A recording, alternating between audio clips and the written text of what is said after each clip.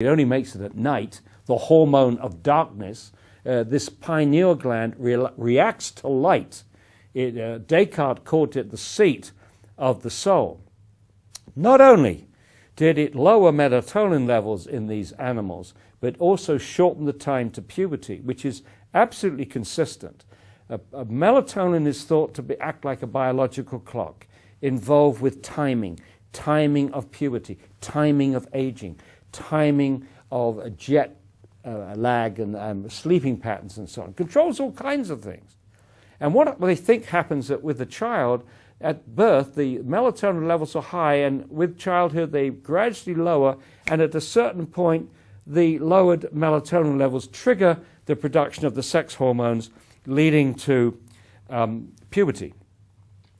Ironically, that first study that was published, which I already referred to in the Bones, also recorded that the young girls in the fluoridated community, Newburgh, were menstruating on average 5 months earlier than the young girls in the non-fluoridated community. Now, they didn't think that was significant at the time.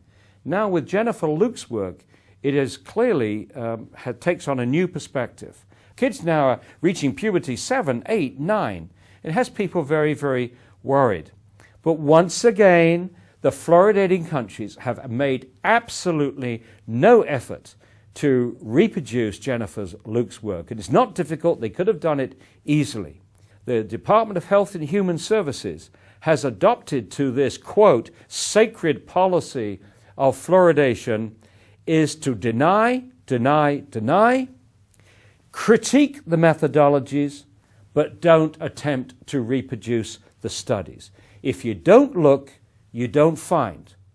And they're using the absence of study as if it was the same as the absence of harm, which is absolutely ridiculous, utterly irresponsible.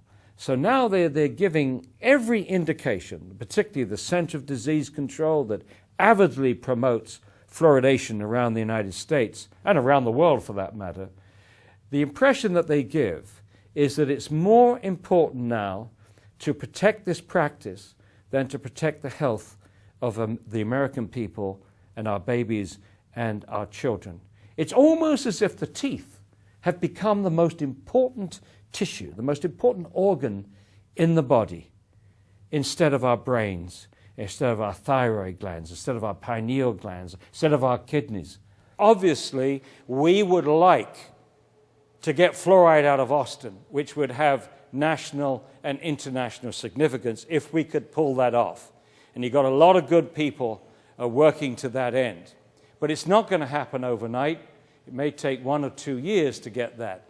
In the interim, what we want, and what we asked the commissioners this morning and asked the council members a couple of days ago, was please insist that the water department puts a warning notice to parents that they should not use fluoridated tap water to make up baby formula. Then you have to ask the question, well, do the benefits outweigh the risks? So we got all those risks that I went through. We put those in one scale pan. Now let's have a look at the benefits. Well, first of all, you cannot find a difference in tooth decay today between fluoridated countries and non-fluoridated countries, between fluoridated states and non-fluoridated states, and a recent study in New York between fluoridated counties and non-fluoridated counties. And the largest survey ever conducted in the United States in 1986-1987 by pro-fluoridation researchers working for the National Institute of Dental Research, they looked at 39,000 children in 84 communities.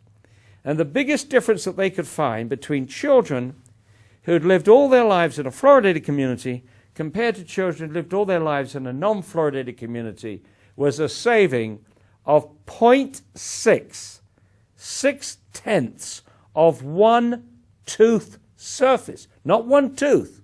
There are between 4 and 5 surfaces to a tooth, depending on whether you're talking about the cutting teeth or the rest of the teeth. Between 4 and 5 surfaces to a tooth. Altogether, by the time all the teeth have come out in a child's mouth, there are 128 tooth surfaces. And we are saying that this huge experiment with the health of the American people is being justified on the basis of saving 0.6 of one tooth surface. And that is the largest study conducted in the United States on benefits. Fluoridation is one of the top 10 public health achievements of the 20th century. That statement is cited nearly every day somewhere in the world. And those people that are citing it don't realize that the paper on which it's based is junk science. It was written by a dentist that had never written anything on fluoridation before, and an economist. Those two people have persuaded the world that fluoridation is one of the top 10 public health achievements of the 20th century. What they should have told them, it's one of the greatest betrayals of the public's trust in the 20th century. The argument, which is the strongest argument, and has always been the strongest argument against fluoridation, and the one that Alex Jones knows so well, and that is that fluoridation is a violation of our informed consent to medicine. And if you don't know what that is, go to their webpage of the American Medical Association. They clearly explain what informed consent requires. It requires the doctor to tell the patient what the side effects might be, what the benefits are, and the patient is allowed to choose whether they take that medicine or not. He cannot, or she cannot, force the patient to take that medicine. They can advise you, but they can't force you. That right has been taken away from 180 million Americans. And what is happening now is whole communities, local governments, state governments, in some countries, federal governments, are doing to the whole community what an individual doctor can do to not one single patient, force them to take medication. Since 1945, the water supply has never been used to deliver medicine. Because once you put a medicine in the water supply, you can't control the dose, because you can't control how much water people drink. It also goes to everybody. You can't control who gets it. It goes to the very young, the very old, the people who are sick, the people who have poor kidney function, people who have poor nutrition. Now, there are some crazy doctors out there who are suggesting that we put lithium in the water supply to reduce suicides, and statins to reduce heart problems and so on. I don't think they're getting much traction, but the very fact that they're trying is worrying. Once again, you can't control the dose, and things like lithium have a very narrow range of sensitivity, so you can easily expose people to too much. In fact, before fluoridation, they did have an experiment where they put iodine in the water. And they had to stop immediately because some people were coming down with hyperthyroidism, too much iodine, not too little, but too much. So it's very rare that you can have a drug that you can say to people, take as much as you want.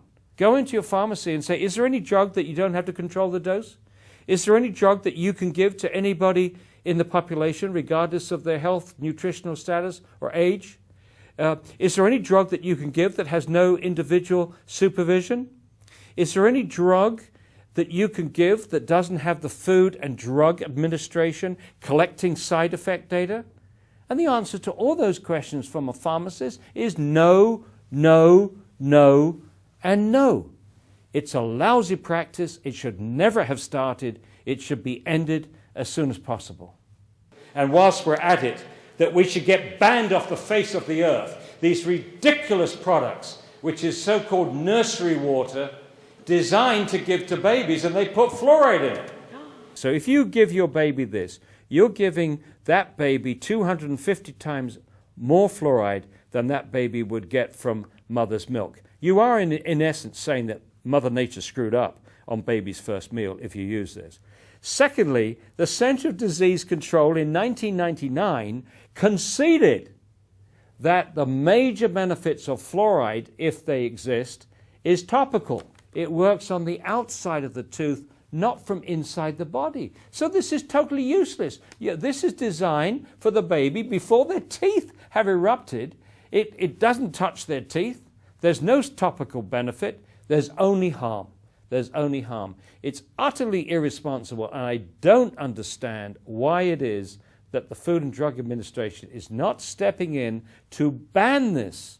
This is unacceptable. Let me tell you another absurdity. This is like Monty Python. because the Food and Drug Administration has never regulated fluoride for ingestion, even though it's the most prescribed drug in American history. The FDA does regulate toothpaste. And if you look at the back of a tube of toothpaste, a fluoridated toothpaste, it says only use a small pea-sized amount. And then it says, this is the FDA warning, if more than recommended amounts of toothpaste are accidentally swallowed, then get medical help or contact a poison control center. Well, let's do a little bit of arithmetic. A pea-sized amount of fluoridated toothpaste contains about 1/4 of a milligram of fluoride.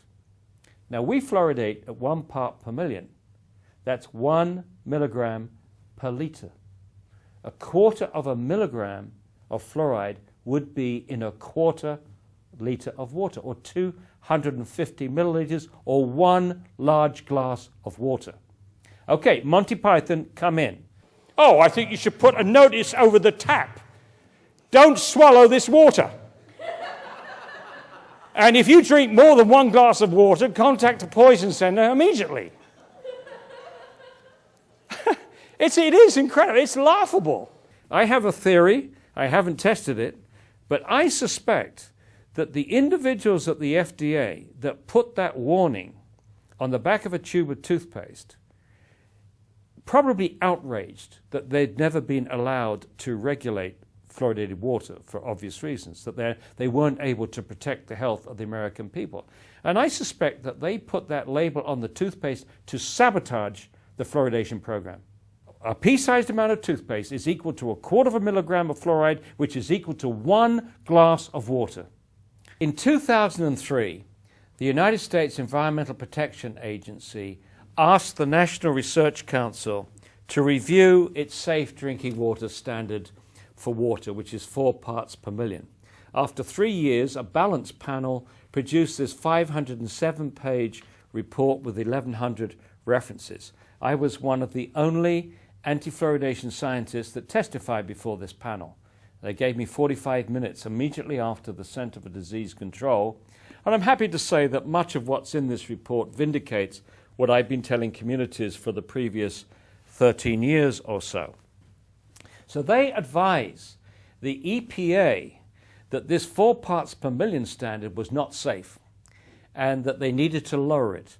And they recommended that the EPA determine a new standard which would require a health risk assessment. Well, if you join the dots, they did all the work for the EPA here. If you join the dots and looked at the lowest levels which cause known harmful effects and apply an adequate margin of safety, the new safe drinking water standard goal, that's the science-based goal, would be less than 1 part per million. And that would end fluoridation just like that. Why then, after 4.5 years, has the EPA not joined these dots? Well, the answer is simple. They could easily do it. You could do it in a day or two. Robert Carton, a former EPA risk assessment specialist at the EPA, within a few weeks had written an article saying the new MCLG based upon this should be 0. But after 4.5 years, the EPA has not done this. Why? Because they know that if they come back with an MCLG less than 1 part per million, it will scuttle the fluoridation program. And they daren't do this because they've got the Department of Health and Human Services breathing down their necks. They daren't do it, and so just like industry, it's delay, delay, delay in this case. Now, the EPA scientists, on the other hand, that's the administrators, okay? The administrators, people at the top have made that decision. But the rank and file EPA scientists are opposed to fluoridation. The EPA scientists know that when that EPA standard of 4 parts per million was determined in 1986, the deck was rigged. They knew it. They knew it was a false standard. It was set at 4 parts per million for political reasons, not only to protect the fluoridation program, but also to save states like South Carolina spending a fortune removing natural fluoride. So it was artificially set too high at 4 parts per million. the unions that